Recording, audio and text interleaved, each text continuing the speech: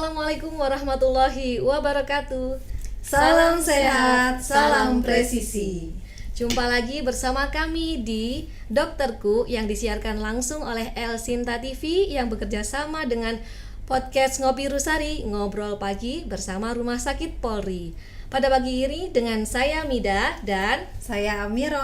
kami akan membawakan topik yang cukup menarik yang saat ini sangat banyak diperbincangkan di masyarakat, yaitu mengenai perspektif tentang fakoemulsifikasi. Nah, tentunya para pemirsa pasti ingin tahu dong apa sih yang namanya fakoemulsifikasi itu. Jadi sebetulnya fakoemulsifikasi ini merupakan sebuah prosedur baru yang saat ini banyak digunakan untuk metode perbaikan pada katarak. Dengan semakin banyak orang yang mengalami masalah pada penglihatannya, penting untuk memahami bagaimana sih sebetulnya teknologi medis yang saat ini digunakan untuk perbaikan katarak ini. Nah, pagi ini kita ditemani oleh narasumber yang sangat-sangat profesional di bidangnya, yaitu Dr. Susan Sri Anggraini, spesialis mata, di mana Dr. Susan ini adalah dokter spesialis mata yang saat ini bekerja di Rumah Sakit Bayangkara tingkat 1 Pusdokes Polri. Mari kita sapa narasumber kita pada pagi hari ini. Selamat pagi, dokter. Selamat pagi. Bagaimana kabarnya, Dok? Baik sekali. Ceria sekali pagi ini ya dok ya.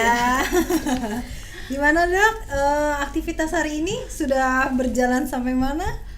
Aktivitas pagi ini kebetulan memang hari ini sebenarnya saya adalah jadwal operasi. Oh siap. Jadi hari ini hari ini tidak ada operasi.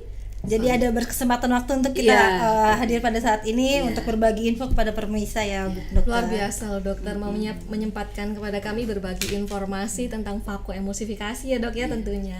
Oke dok, ada beberapa jurnal mengatakan dan banyak faktor-faktor yang saat ini terjadi terutama pada usia lansia, usia lanjut ya dok ya, dimana faktor mata pendukung yang sangat penting bagi kehidupan ya dok ya.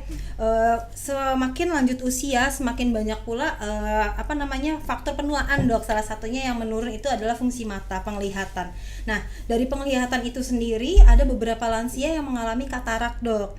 Nah di sini kan ada beberapa masalah, lansia sudah mengalami katarak, mengalami penurunan fungsi penglihatan tapi tidak mau melakukan pengobatan, operasi atau yang lain yang lebih lanjut untuk membantu pengobatan mereka. Nah di sini ada peranan prosedur baru namanya fakoemulsifikasi. Nah mungkin pemirsa sekalian sangat awam mendengar fakoemulsifikasi ini dok. Boleh jelaskan prosedurnya seperti apa sih dok? Terima kasih. Pertama kali saya akan memberitahu. Pertama kali saya akan menjelaskan mengenai apa itu sebenarnya fakoemulsifikasi. Fakoemulsifikasi adalah suatu teknik operasi katarak di mana menggunakan gelombang ultrasonik untuk menghancurkan lensa yang mengalami kekeruhan. Oke. Nah, kalau untuk menghancurkan lensa yang kekeruhan ini kira-kira butuh waktu berapa lama sih, Dok? Sekarang ini kita ketahui waktu metode yang lama kita menggunakan teknik manual, itu menggunakan jahitan, itu kita hampir bisa melakukan operasi itu lebih kurang 30 sampai hampir 1 jam. Ya, karena menjahitnya itu kadang susah gampang. Tapi pada saat ini dengan teknik operasi fakoemulsifikasi kita menggunakan sayatan yang sangat kecil sekitar 2 sampai 3 mm. Sehingga kita tidak memerlukan penjahitan, sehingga waktu operasinya itu lebih singkat, sekitar lebih kurang 15 sampai 30 menit. Ada bahkan yang mengatakan saya bisa mengerjakannya lebih kurang 10 menit saja. Sudah cukup. Luar biasa ini dok ya, sangat efisiensi waktunya ini ya dok ya. Berarti kalau dengan prosedur yang cukup singkat, otomatis efek samping yang dirasakan pasien tentu saja juga lebih singkat ya dok ya? Iya, sudah pasti. Betul. Karena dengan operasinya yang sayatan sangat kecil, berarti perdarannya juga pasti sedikit sekali. Kemudian dengan insisinya, dengan membuka kornea itu yang diameternya sangat kecil dibandingkan dengan yang manual, itu resiko terjadinya infeksi pasti lebih kecil. Oke, baik. Jadi sebetulnya pada fako ini apa yang diperbaiki di bagian matanya, dok? Jadi pada fakoemulsifikasi ini yang diperbaiki adalah satu, luka sayatannya, kedua adalah teknik operasinya dengan cara, kalau pada yang lama kita menggunakan manual. Manual itu jadi kita melakukan pengeluaran ekspresi nukleus dengan teknik-teknik manual. Sedangkan sekarang ini phacoemulsifikasi kita mengeluarkan nukleus lensa katarak itu dengan mesin namanya phaco. Luar biasa sekali. Iya. ya, Dok. Udah canggih zaman sekarang ya Mbak ya. Betul, canggih. Jadi pasien nggak harus takut Nggak harus takut sekarang lagi. kalau mau Ada operasi katarak, ikut operasi phacoemulsifikasi, Iya. waktu sangat singkat, memudahkan untuk namanya iya, betul. mobilisasi pasien Mobilisasi juga. pasien, Benar seperti itu ya Dok ya. Nah, untuk memulai phacoemulsifikasi ini Dok, biasanya ada beberapa pasien yang bingung nih Dok, apa sih yang harus disiapkan lebih dahulu? Saya belum siap nih, apa siap jasmani, rohani, apa siap dari yang lainnya, ada penyakit penyerta yang lain. Apakah semuanya itu harus disiapkan Dok? Ya. Biasanya kalau pasien datang ke rumah sakit, terutama ke polimata, kita akan memeriksa tingkat keparahan daripada kataraknya. Dan juga kita akan memeriksa apakah ada kelainan retina. Jadi kalau misalnya adanya pasien ini sudah wajib atau sudah harus dilakukan operasi katarak, kita akan mengatakan pada pasien ini sudah harus dilakukan operasi katarak, tapi dengan mempersiapkan hal-hal sebagai berikut, dengan memeriksa tekanan darah, memeriksa gula darah untuk mencegah terjadinya komplikasi pada saat operasi. Karena pada saat operasi ini apabila terjadi diabetes mellitus yang tidak terkontrol, juga tekanan darah yang tinggi, itu banyak sekali akan terjadi, kemungkinan terjadi komplikasi pada pasien ini. Oke, baik. Jadi intinya bahwa kita tekankan untuk pengukuran tekanan darah dan Iya. juga gula darahnya pasien ya Dok, sebelum kita melakukan tindakan vakum. Oh, baik. Berarti Dok, kalau misalnya sejauh ini kan pasien itu yang banyak adalah pasien lansia ya Dok. Ada nggak sih pasien-pasien yang masih muda Dok melakukan operasi katarak ini Dok? Ada. Oh, iya. Jadi pembagian katarak itu sebenarnya bukan hanya karena faktor usia. Baik. Jadi ada dibagi-bagi, satu faktor namanya katarak kongenital. Katarak kongenital itu adalah katarak yang didapatkan sejak pasien penderita ini lahir. Hal ini disebabkan karena si ibu pada saat hamil itu mengalami demam dan kemungkinan dia menderita penyakit seperti varicella atau pokoknya penyakit yang sejenis virus itu. Jadi kemungkinan kandungan atau bayi yang dikandungnya itu bisa terkena Terinfeksi penyakit dari virus tersebut. virus ya, Dok? tersebut ya. Jadi makanya pada ibu-ibu hamil kita sangat menjaga supaya jangan terjadi Jangan sakit ya Dok. jangan selama sakit lah, kehamilan, jangan betul. sakit ya. Oh, baik. Gitu. Makanya pemeriksaan dini lebih penting ya Dok. Iya.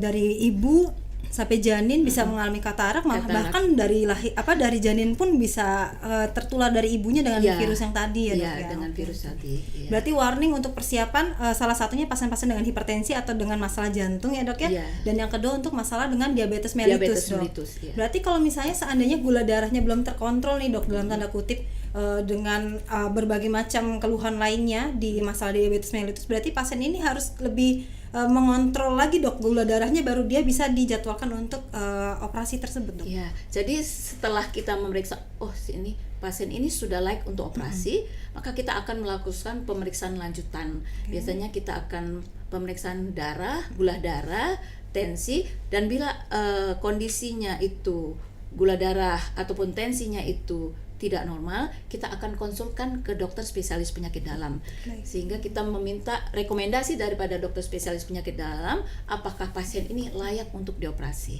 Oke. Bekerja sama. Jadi sebetulnya di sini ada kolaborasi tim ya Dokter Iya. ya.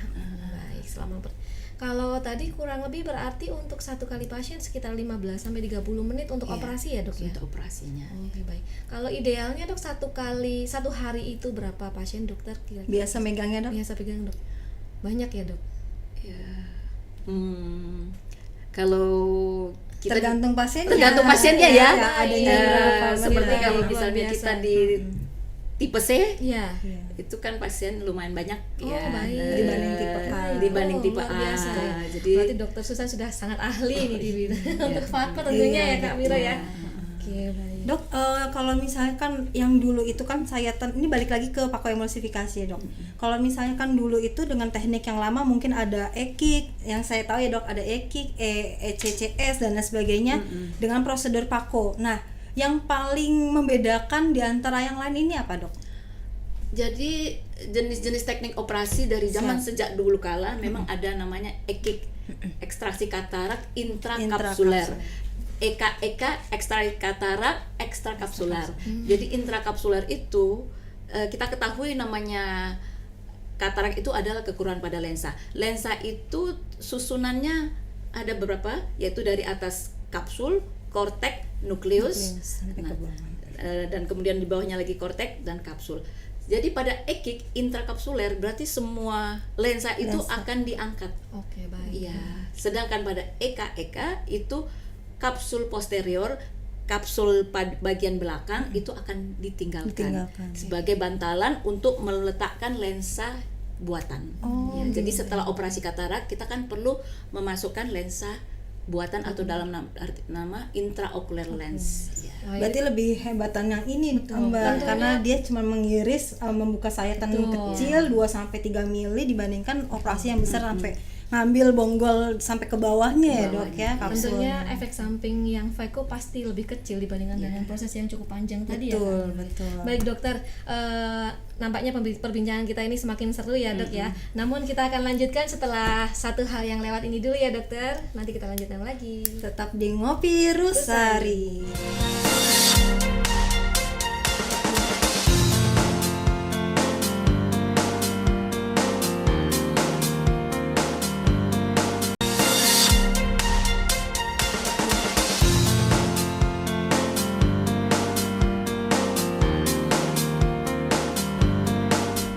Oke pemirsa, kembali lagi bersama kami di Ngopi Rusari dan Dokterku.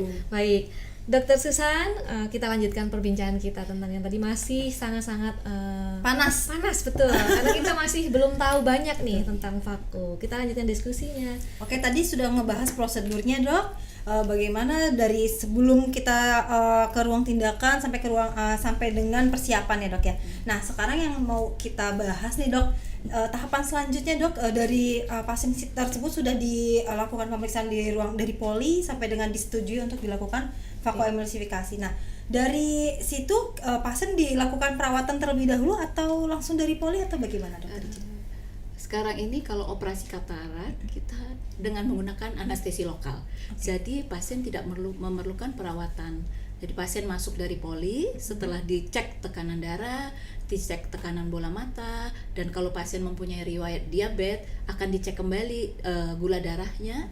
Setelah normal semuanya, pasien akan dibawa ke OKA, dan di OKA sebelum masuk ke ruangan OKA akan dilakukan penetesan midriatil. Penetesan midriatil itu adalah suatu tetesan untuk melebarkan pupil.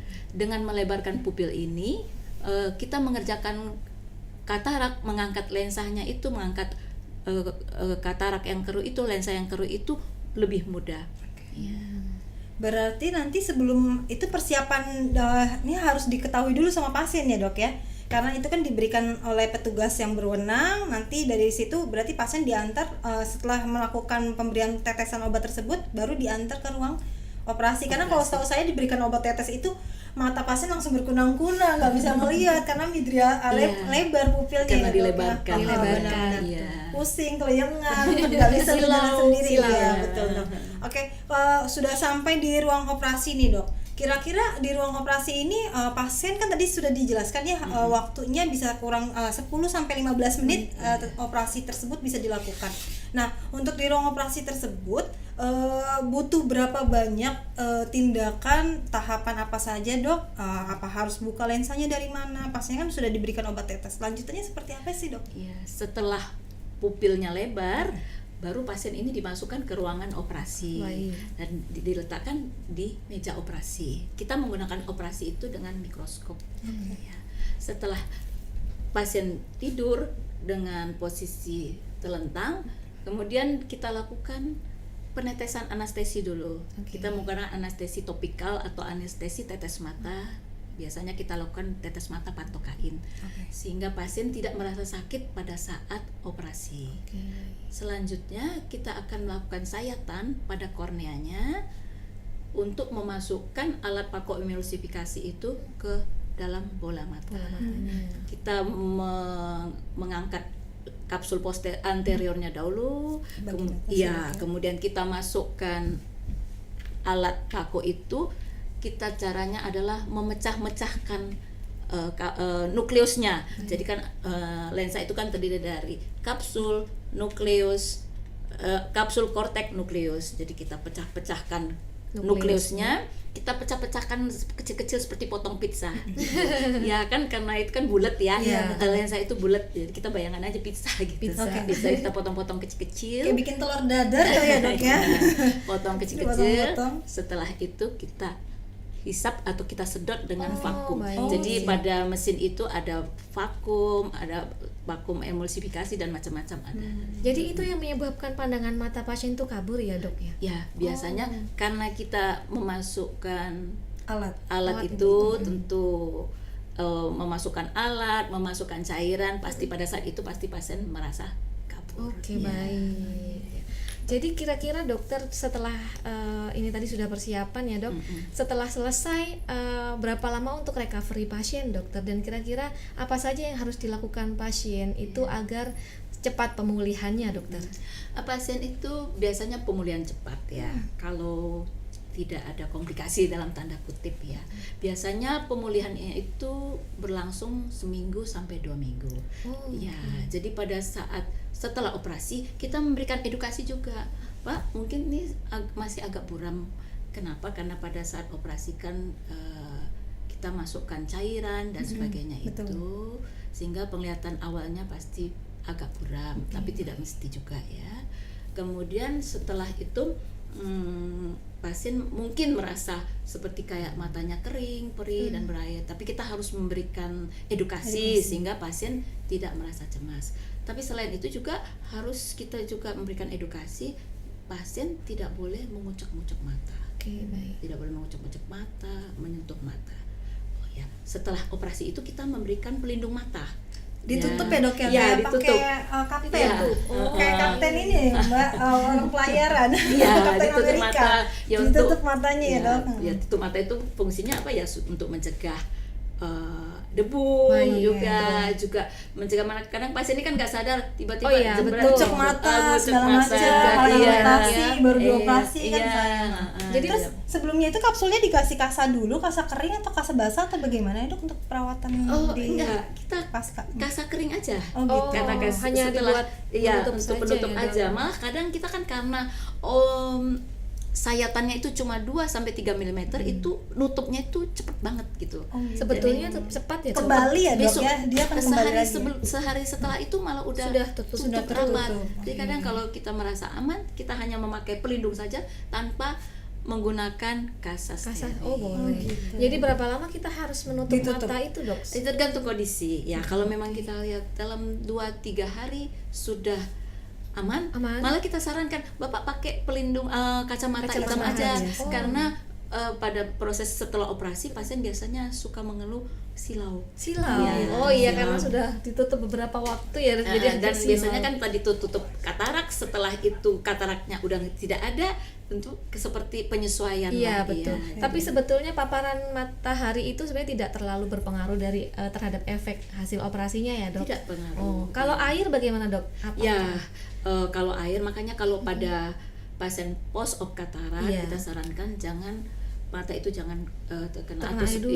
atau seperti jangan berenang ya, soalnya Tantangannya ya, Dok ya mencegah terjadinya infeksi. Infeksi. Satu lagi jangan mengangkat Beban berat. Beban, iya, baik. ya, untuk Berarti karena kondisinya berarti tensi, gula darah dan lain sebagainya juga harus tetap terkontrol sampai Iya. dengan post operasi ya, Dok sampai ya. post operasi supaya pemulihannya Lebih cepat. lebih cepat lagi. Ya. Nah, terus Dok, berarti kalau setelah pasien tersebut dari ruang oka sudah selesai, berarti pasien langsung pulang nih, Dok? Langsung pulang. Pasien ya. langsung pulang, terus rencana lagi untuk dilakukan kontrol Biasanya setelah 1 hari post op post op? kita lakukan kontrol untuk mengevaluasi kondisi daripada matanya. Ya. Berarti 1 hari langsung kontrol, ketemu dokter Susan, Iya. dilihat kondisinya bagus apa enggak, Iya. boleh nih pakai kacamata Iya, hitam atau katanya. tidak. Iya, tahu ya. betul. Oke, Cepat juga siap. sih. Ini memang efektif ya, Dok, dibandingkan dengan teknik-teknik yang manual. Kalau manual kan kita butuh beberapa waktu recovery yang cukup lama juga ya, Dok Bahkan ya. mungkin butuh waktu perawatan ya, Dok ya. Iya, Masuk ruang perlu rawat perawatan inap karena ya, kan Dok, dia ya. sayatannya atau kapsulnya diambil, dibenarkan Tidak. tidak. Ya, mungkin semuanya karena kita sayatan. dengan anestesi lokal. Oke. Kecuali oke. pasien-pasien yang punya kebutuhan khusus, misalnya pada demensia pikun, satu pasien pernah demensia Alzheimer, pasien itu sama sekali tidak kooperatif, atau pasien dengan pendengaran yang sudah menurun, kita nggak bisa pakai edukasi susah ya, mau nggak mau kita sarankan dirawat. Tapi dengan bius anestesi umum. Iya. Karena kan kalau misalnya lokal pasiennya gelisah diajakin ngomong nggak denger ya dok ya. Karena kooperatif itu kerjasama antara dokter dan pasien itu sangat menentukan hasil operasi. Betul. Kalau pasien demensia lupa habis operasi ya dokter, matanya tiba-tiba lagi duduk. Ada pasien saya tiba-tiba duduk kan. Waduh. Kita lagi ini udah berantakan ya dok operasi. Oke.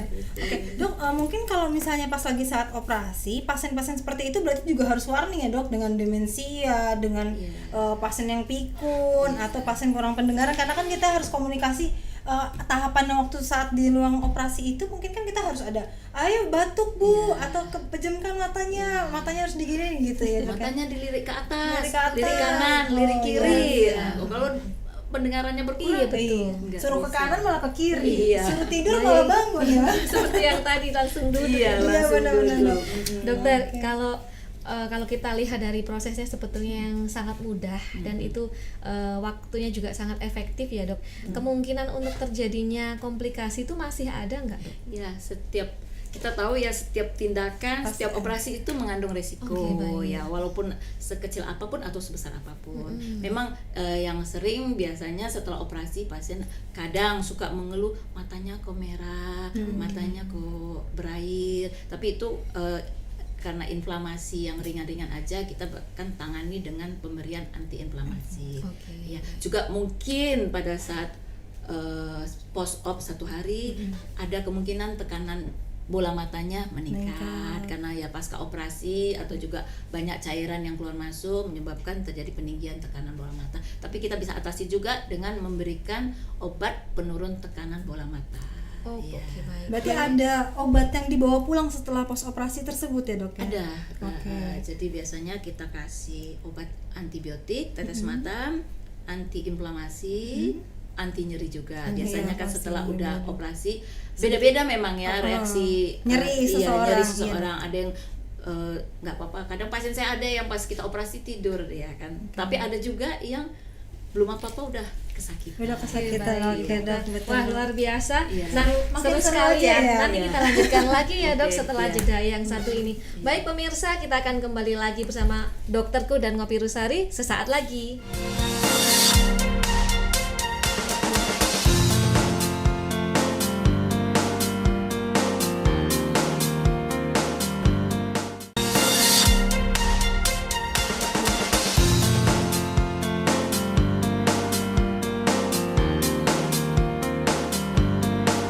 Baik pemirsa, kita ketemu lagi dengan Ngopi Rusari dan dokterku. Kita lanjutkan perbincangan kita yang seru tadi ya dok ya. Tadi kita dari mana ya Kak Amira? Oh iya dok, tadi itu saya sedikit terguncang hatinya pas lagi dokter bilang ada pasien lagi tidur tiba-tiba bangun. Lagi operasi seru-serunya tiba-tiba pasiennya bangun. Ternyata pasiennya gangguan pendengaran ya dok ya. Nah itu kayaknya harus pertimbangan awal banget ya dok ya untuk memilih-milah pasien. Berarti harus ada operan dari mulai awal pasien masuk sampai pasien sudah dioperasi, operannya harus benar-benar. Nah idealnya itu seperti apa sih dok pasien-pasien tersebut? Kita ini memiliki kriteria yang ideal ya, yang kandidat untuk pasien untuk layak dioperasi. Jadi satu adalah pasien dengan katarak yang sudah mengganggu aktivitas sehari-hari. Jadi walaupun misalnya pada usia masih 50, dia masih aktif bekerja, sehingga kalau melihat jauh, menyetir mobil atau membaca tidak jelas, pasien ini disarankan untuk operasi. Kemudian apabila pasien ini yang layak lagi adalah tidak ada kelainan pada matanya. Dalam arti kata misalnya ada infeksi pada mata merah, suka belekan, keluar kotoran mata, itu harus kita obati dulu ya, supaya hasilnya lebih maksimal. Juga satu lagi pasien dengan glaukoma. Pasien glaukoma sekarang banyak sekali komplikasi dengan katarak. Bisa katarak akibat katarak bisa menyebabkan glaukoma atau Nah, glaukoma dengan katarak dengan katarak. Jadi kita harus pilah-pilah. Jadi kita harus lihat tekanan bola matanya itu normal atau tidak. Oke, baik. Gitu. Sehingga apalagi satu, pada pasien diabetes mellitus tidak terkontrol itu lebih sulit operasinya. Iya Ya. betul. Memang Wal- komplikasinya ya. nanti jauh lebih banyak ya, Ya, Dok ya. apalagi kalau pada pasien diabetes mellitus, walaupun terkontrol, kita teteskan obat nih untuk melebarkan pupilnya. Iya. Pupilnya susah lebarnya. Oh, jadi begitu, itu dokter. mempersulit untuk operasinya. Oke, baik. karena Ya. mungkin perfusi jaringannya juga kurang bagus ya dok ya. Sudah Respon Responnya. terhadap tubuhnya juga ya, kurang bagus responnya karena itu dengan diabetesnya jadi dok ya. sering bermasalah kalau pasien-pasien dengan Diabetes mellitus. Tapi makanya kita harus akan dulu kondisikan, misalnya kalau pupil nggak mau lebar, kita harus persiapkan alat untuk melebarkan pupilnya. Oh, tapi Oh, tetap ada. masih bisa ya, Dok ya? Masih dilakukan bisa, operasi? apalagi kalau kataraknya kan sudah matur ya, mau nggak Iya, mau. betul. Kalau matur, kalau kita biarkan lama-lama jadi glaukoma lama-lama jadi buta. Iya. Jadi Karena nggak memang berat. diabetes sendiri memang banyak sekali komplikasi yang mengarah ke katarak ya, Dok Ya, ya. paling sering. Betul, paling Kemungkinan sering. kan karena cairan di dalam bola matanya itu kan udah beda Menurun ya, Iya, dok ya. Pas umurnya itu udah nggak seperti yang normal. Jadi kita ketahui lensa itu kan intake makanannya dari cairan sekitarnya. Iya. Jadi kalau cairannya udah nggak normal, intake makanannya juga udah Betul. tidak sempurna. Jadi risiko terjadinya katarak lebih Lebih besar. Iya. Nah, dokter, untuk kalau pasien dia tadi kan dikatakan dokter untuk idealnya 50 tahun lah, Dok. Iya. Nah, sedangkan bagaimana kalau pasien yang tadi kita bahas di awal bahwa dia kongenital, dokter? Pada usia berapa dia kira-kira bisa dilakukan operasi ya, Dok? Sebenarnya kalau katarak kongenital itu secepat mungkin. Secepat mungkin. Kenapa? Golden period ini tuh maksimal 6 bulan. 6 Oh, bulan. baik. 6 bulan dari lahir berarti Iya, dok. kalau 6 bulan itu kita sudah lewati, kemungkinan penglihatannya tidak maksimal karena saraf-saraf matanya sudah tidak berfungsi. Oh, dengan Tapi baik kalau kembali. pada bayi masalahnya kita deteksi dini itu susah sekali ya, Susah, Dok ya. iya. Karena kan untuk melihat ini berapa, Anak Iya, bayi kan kita susah Iya, sekali iya. mendeteksi. Memang biasanya paling kita memang nggak langsung lahir kita operasi tidak. Iya. Kita biasanya entah 2 bulan, 3 bulan. Ya, tapi dengan penuh pertimbangan lah. Iya. Jadi ada ya, Dok ya, pasien dokter pernah melakukan tindakan pada pasien bayi, Dok? Iya, Oh. dengan bius hormon. Itu dengan bagaimana dia bisa ketahuan katarak gitu, Dok? Karena kan Iya. bayi kita nggak bisa. Oke. Jadi kalau kita mengedukasi bayi. center atau di cahaya terang aja itu kelihatan gambaran seperti putih-putih. Oh, Iya. berawan gitu ya, Dok ya, berawan Iya. berkabut ya. Iya, dan dia tidak fokus. Kalau kita panggil dia nggak fokus, dia Oke, seperti baik. tidak melihat. Berarti Dan- salah satunya tuh keluarga, orang tua juga harus aware terhadap anak tersebut ya Iya, dok ya. betul. Apalagi kalau dengan masalah-masalah dari kandungan Iya. sampai bayi lahir. Iya. Kalau nggak keluarga orang tua juga nggak aware juga nggak akan ketahuan ini masalah Iya. katarak bisa dilakukan operasi Iya. seperti itu. Ya. Ini baru Betul. tahu loh saya, Kak Miro, kalau ternyata bayi itu ada yang operasi Iya, katarak ya, Iya, Dok. saya dan juga maksimal baru tahu. golden period kita istilahnya. Jadi setelah lebih 6 bulan tuh bisa melihat, Bisa. cuman tidak semaksimal, maksudnya tidak Seperti bayi Seperti atau biasanya. balita yang lainnya, Normal, normal iya. lainnya. Tapi masih tetap boleh dilakukan operasi boleh, katarak ya, Dok? pasti boleh. Masih Iya. boleh. Yang Oke, penting baik. golden periodnya selama 6 bulan itu tetap diupayakan langsung diupayakan sih, sudah diupayakan dilakukan iya. operasi. Cuman kan Iya. kalau tidak terdeteksi ya masih bisa ya, Dok Masih ya, bisa. pada usia pas. Masih Oke, bisa. aman berarti ya. Oke. Nah, ini yang susah sekali yang belum tahu. Para ibu pasti tentunya belum banyak yang tahu tentang hal ini, Dok. Gitu ya, Kak Miro ya, Iya, tentu betul. saja. Betul sekali. Oke, dok, untuk mengatasi masalah-masalah setelah pasien-pasien sudah dilakukan operasi katarak nih dok, atau khususnya pasien setelah vakoemulsifikasi ini dilakukan. Nah, pasien sudah dilakukan, terus kembali ke rumah nih dok, beraktivitas di rumah. Saat di rumah itu mengalami komplikasi nih dok, mata kemerahan, air mata terus-menerus berair, terus-menerus nggak hilang-hilang, terus atau bahkan perih, pedas di mata atau komplikasi lainnya lah. Nah itu tindakan pertama kali atau yang bisa kita lakukan di rumah sebelum kita menuju ke dokter atau ke vaskes yang terdekat itu Iya. seperti apa dok? Kan kita membekali pasien ini dengan tetes mata. Jadi biasanya itu kan mungkin terjadi peradangan Betul. atau inflamasi atau juga kemungkinan jadi pada pasien walaupun dengan sayatan yang sangat kecil 2-3 mm ada bagian sedikit daripada namanya Irisan. yang muncul keluar. Oh. Biasanya pada pasien yang batuk keras. Oh, baik. Batuk Terlalu mengejan ya dok, batuknya ya, batuk jadi itu mengejan. biasanya muncul. Muncul. Ya, jadi misalnya pertama memang kan kita udah membekalin supaya mencegah jangan terjadi infeksi, jangan terjadi peradangan. Kita memberikan pasien itu obat-obatan untuk itu. Tapi kalau memang dan keesokan harinya kan kita memang harus kontrol. Jadi misalnya kita lihat nih apa yang menyebabkan mata merah, apakah tekanan bola matanya tinggi, kita berikan obat tekanan bola mata. Kita lihat matanya kok merah sekali karena ada infeksi. Kita kasih obat anti-infeksi, baik antibiotik tetes maupun oral gitu ya.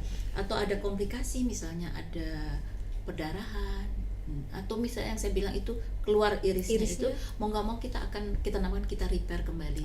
Kita masuk ke operasi lagi kembali dan kita jahit gitu. Baik. Jadi prinsipnya adalah sehari setelah operasi itu harus kontrol ya, memang biasanya ya, Dok. kejadian-kejadian yang tidak kita inginkan itu sehari setelah operasi sudah kelihatan. Sudah kelihatan ya, Dok. Banyak Dok, tapi ada pasien-pasien seperti itu Dok. Yang penting pasien kooperatif. Oke.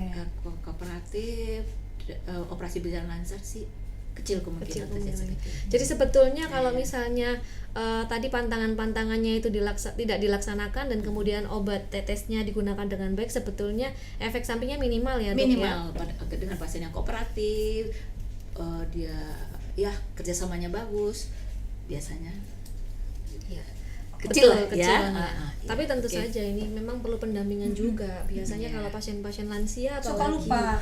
harus ada pendampingan keluarga ya, Dok ya. Betul. Jadi makanya kalau pada saat pasien mau kita operasi, kita suruh bapak atau ibu datang dengan saudara ya. Iya, Sehingga kalau sesudah operasi kemungkinan penglihatannya buram, bapak harus ada yang menemani pendampingnya. pulang. Jalannya juga sudah jalan sendiri pas setelah operasi. apalagi misalnya ditutup sebelah matanya. Itu luar biasa. Resiko jatuhnya tinggi. Iya, cedera Betul. jatuhnya tinggi. Oke. Dok, kalau misalnya di rumah nih Dok, ada pasien habis setelah operasi lupa nih Dok mandi. Iya. Basah kena Air. misalnya kasanya basah segala macamnya basah, itu kita bisa perawatan sendiri nggak Dok di rumah? Iya, langsung itu kasanya harus diganti. Oh, gitu. Kita tahu kan air Di kita di rumah itu kan ya tidak steril. Ya, ya, banyak pasti sekali ada bakteri-bakteri. bakterinya. Jadi harus segera Ganti dan langsung tetesi obat matanya. mata. Sebenarnya tapi kan lebih aman ya, karena biasanya setelah kita operasi sayatan yang kecil itu kita seperti bengkakkan atau kita tebelkan dia sehingga rapat dia dengan jadinya. Jadi dia nggak mungkin meminimalisir ya Dok ya. nggak mungkin kecil kemungkinan air itu masuk ke dasar. Baik, sebenarnya Tapi- tidak mungkin terpapar air iya, ya tapi sebetulnya. menjaga. Seperti konjungtivitis itu kan bakteri Iya. terhadang pada selaput. Ya, itu kan mempunyai resiko juga memperlama penyembuhan daripada operasi kaki. Kayak misalnya pasien habis operasi katarak dengan vasoemulsifikasi, Iya. kocok-kocok mata jadi konjungtivis merah, malah itu bikin bahaya ya Dok ya, iya. menginfeksi. Lupa pasti. Benar. Kucuk-kucuk Lagi mata. tidur biasanya bangun tidur, kucek-kucek segala macam gitu Terlalu ya Dok. kucek kuat. Benar-benar Dok. Oke, berarti Iya, dokter. penting sekali Betul. edukasi setelah Edukasi. tindakan operasi tersebut gitu ya Dok. Satu lagi nggak boleh, walaupun sebenarnya pada zaman dulu yang dengan teknik lama itu ya, pasien nggak boleh sujud, nggak boleh pada saat sholat wudhu itu tayamum. Nah, tapi sebenarnya sih Kalau sekarang sudah ini boleh. ya cuman tetap kita ya daripada ada resiko, tetap kita seminggu aja.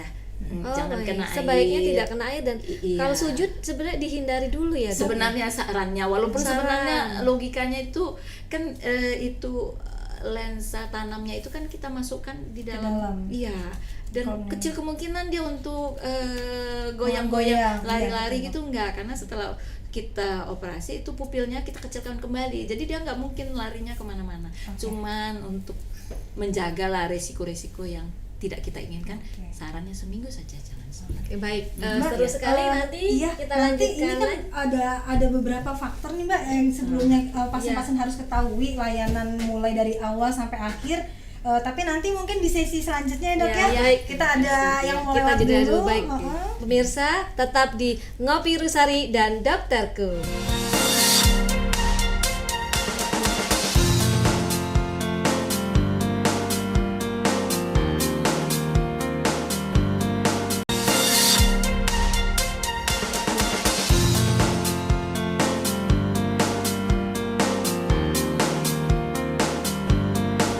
Halo pemirsa, kita kembali di Ngopi Rusari dan Dokterku.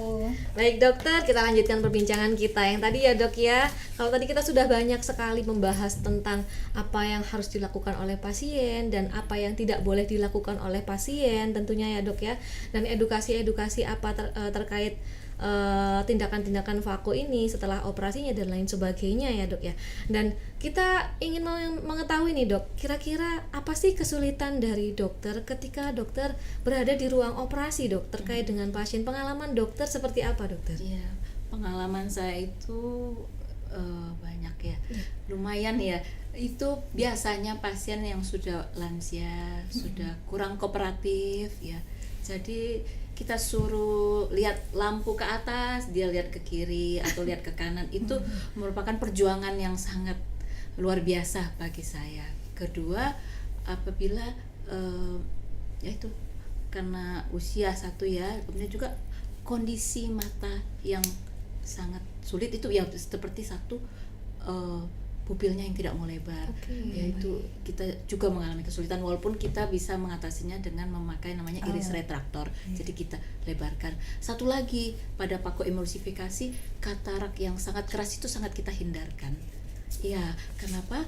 Karena kita pada katarak yang keras itu seperti kayak batu dia, jadi kita memecah-mecahkan nukleusnya, memecahkan kataraknya itu Sulit ya dok. sulit Sulit ya. sekali. Dan biasanya jadi korneanya itu awal-awalnya menjadi lebih kayak seperti agak bengkak. Oh gitu. Ya, jadi kadang kalau kita merasa, aduh, kalau kita operasi ini nanti korneanya juga bermasalah. Akhirnya kita mengambil tindakan dengan kembali yang ke Semula. metode lama yang namanya ECCE dengan insisi yang lebih lebar. Walaupun tidak dilarang untuk melakukan operasi dengan katarak keras dengan teknik phacoemulsifikasi, tidak dilarang.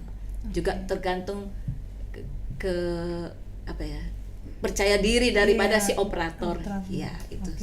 Jadi kalau dengan katarak yang keras itu kita nggak bisa langsung sekali dengan tindakan operasi itu sudah langsung berhasil gitu mungkinkah dok? Apakah seperti Tergantung itu? tadi tingkat kesulitannya. Tergantung ya, dok, tingkat ya. kesulitan. Jadi kalau katarak yang keras kita rasa waduh terlalu sulit nih untuk kita lakukan phacoemulsifikasi, jangan kita paksakan.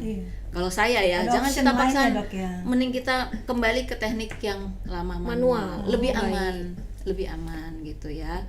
Daripada kita kita ideal nih. Kita merasa yakin dengan phacoemulsifikasi pasti berhasil. Tapi besoknya korneanya udem dan biasanya udemnya kita namakan namanya itu bulos keratopati, itu tidak bakal kembali. Jadi korneanya itu krus. Malah mencederai pasien sendiri ya kan dok kasihan ya. Pasien Iya. Tapi juga semuanya itu juga kita serahkan ke operatornya masing-masing. Ada operator merasa yakin bisa. Berarti dokter atau operator sendiri punya peranan di situ bagaimana memutuskan harus seperti apa nih tindakan selanjutnya kalau misalnya terjadi seperti itu ya dok ya. Betul. Oke dok, udah cukup luar biasa ya dok ya pembahasan dokter selama ini dari tadi mulai dari prosedur sampai dengan tantangan dokter. Nah mungkin poinnya ada nih dok di beberapa pemirsa sekalian nih dok. Harus kemana sih dok vaskes pertama atau kita pertama kali mengunjungi dokter jika kita ada keluhan kayak tadi katarak itu bisa kita lakukan operasi phacoemulsifikasi bagaimana dok? Itu mungkin di vaskes keberapa atau bisa langsung ke rumah sakit tingkat 1 atau bagaimana? Iya, sekarang dengan keterbukaan era BPJS ya, jadi pasien untuk melakukan tindakan operasi katarak itu lebih banyak ya akses dibandingkan ya, zaman dulu. Kan biaya operasi kalau kita berobat pribadi itu lebih mahal dan pasien banyak yang tidak mampu. Tapi kalau sekarang ini ya yang penting kita mempunyai jaminan kesehatan BPJS, tapi harus berjenjang. Jadi pasien tidak bisa ujuk-ujuk datang ke Vaskes ke rumah sakit. Jadi dia harus vaskes pertamanya itu di mana? Jadi dari vaskes pertama, di vaskes pertama periksa, ini kelihatannya katarak, baru dia rujuk. Tapi itu pun biasanya berjenjang. Ke tipe C dulu, ke C nggak sanggup, ke B baru ke A.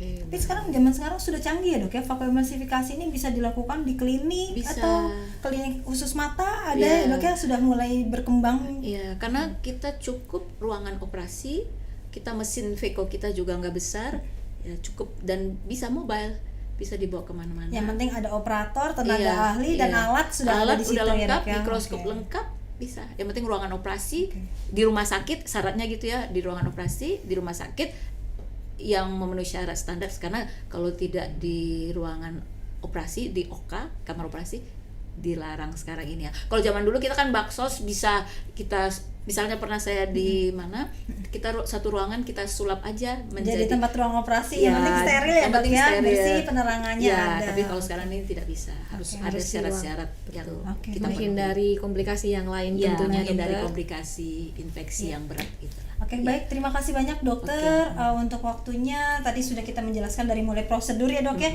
di mana prosedur vakoemulsifikasi ini merupakan pilihan utama ya Dok ya, lebih baik untuk mengurangi masalah pada katarak itu sendiri. Iya. Jadi dengan insisi yang sangat minimal, dengan resiko yang sangat minimal yang didapatkan oleh pasien atau penderita, karena hanya 2-3 mm untuk luka sayatannya saja. Setelah itu pasien sudah bisa bermobilisasi, sudah bisa beraktivitas kembali, kembali pulang ke rumah dengan waktu yang singkat, 10-20 menit selesai.